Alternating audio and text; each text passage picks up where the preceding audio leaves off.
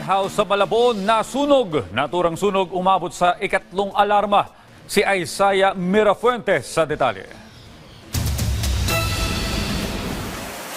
Nagsanib puwersa ang Bureau of Fire Protection at Fire Volunteers sa pag-apula sa nagngangalit na apoy na tumupok sa isang warehouse sa Potrero, Malabon.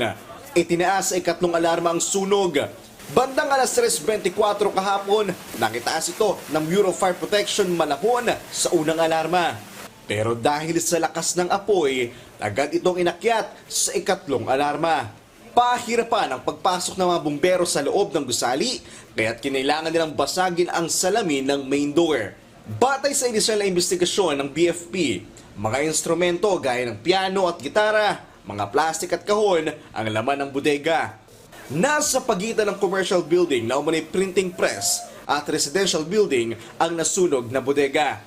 Natupok din ng apoy ang dalawang sasakyan na hinihinala ang pag-aari rin ng may-ari ng bodega.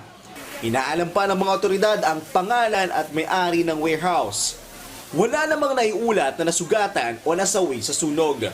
Pero pinaghahanap pa rin ang security guard ng gusali. Alas 8 kagabi nang ideklarang fire under control ang sunog, ngunit inabot pa kanina alas 5 ng madaling araw bago ito tuluyang ideklarang fire out. Sa ngayon ay iniimbestigahan pa ang pinagmulan ng apoy at halaga ng pinsala. Isaiah Mirafuentes para sa Pambansang TV sa Bagong Pilipinas.